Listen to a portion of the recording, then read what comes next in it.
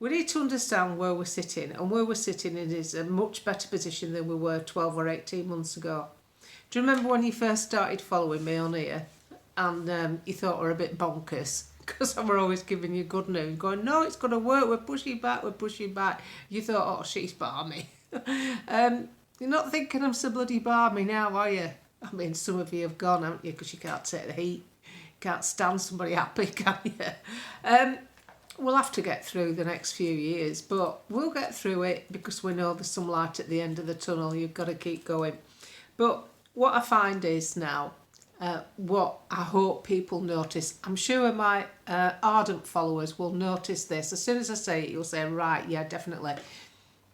All the talk about people wanting to swap Nigel as the leader. Remember all that? Oh, he's no good because we've got this new hero now. He's saying all the right things about immigration on his Twitter. So that's it, he's going to change the world because Elon Musk has retweeted him. Elon Musk retweeted me, I still went and put my washer on. So we have the situation where there's a nucleus of people, we'll call them the puritanical right, not far right, the puritanical, who wanted to change the leader of the party. Then you've got Ben Habib broadcasting as often as he can that it's not a democratic party and it ought to be democratised. I think that'd be a huge mistake right now, and it's not running any different to the Tory party in its setup. In other words, there's a layer of management between the membership, management, leader. That's how it's supposed to be. Nobody can just go and vote in a new leader. Look what happens. There's usually a selection on who you can pick from, and there has to be a protocol followed. So there's nothing wrong with the party setup, but nevertheless that disdain's been dripped in and people are, we want a new leader. I'm going to ask you a question, all those people who wanted a new leader.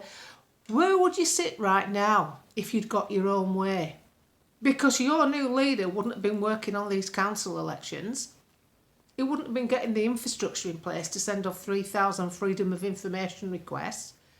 He wouldn't have had the infrastructure in place to vet 1,000 candidates and 400 branches running and backfeeding to that and getting the point of sale. He wouldn't have done all that because the people that recommend change have only been talking about themselves on social media and going on the telly. Do you notice that? So if we'd listened to the puritanicals who want to change the leader, where would we sit today in British politics? We'd be sitting in exactly the same place we sat 6 weeks ago. So I'm more than happy with the leader continuing. And as I say, there's nothing wrong with the structure of the party. It's basically more or less the same as the Tories. A layer of management in between. You don't just get to vote people in and out. It's not a football club. So we sit here today with the power base of 10 large, may I say, councils and lots of other councillors scattered across the country. And we have a vehicle to move forward with now.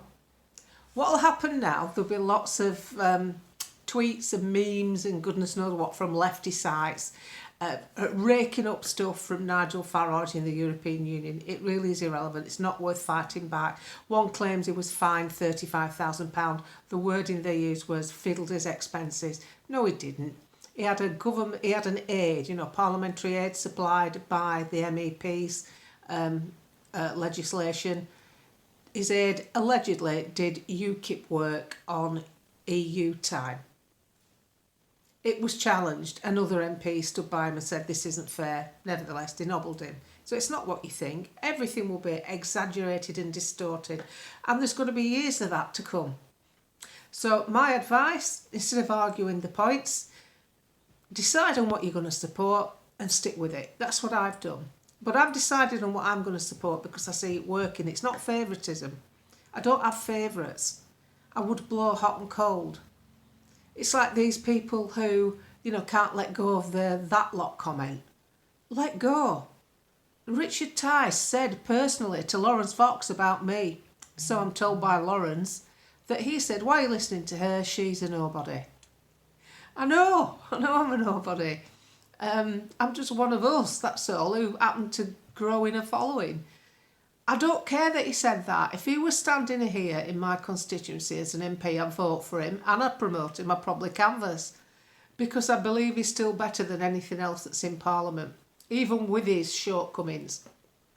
But what you've got to hold on to, if these people, these puritanical right-wing people who have never stopped slagging off Reform and slagging off Nigel Farage, had their way, they would have ousted him out, where will we be right now? I want you to have a think about that, because it's really, really important. We wouldn't be anywhere, would we? So Nigel not taking any notice of what's going on Twitter and Facebook and concentrating on the councils. That is a lot of work that's gone on. That's why I kept saying it's a lot of work, this. I saw it. I saw what was going on. 3,000 freedom of information requests. 1,000 candidates vetted. 400 branches running quite happily. 4 or 5 aren't, so they took to Twitter to tell the world. Can you see the difference between having an infrastructure and not? And these destructive voices that were insisting on changing Nigel Farage right now, how wrong they would have been. Because they didn't have his tenacity. They didn't see what he saw. They only saw a future for themselves and were more interested in promoting that, which has caused a bit of damage to what's gone on. But fortunately, the wider world doesn't follow politics on social media. And so we've still had this enormous success. Have a think about that. Process that information. Tell me what you think on the thread.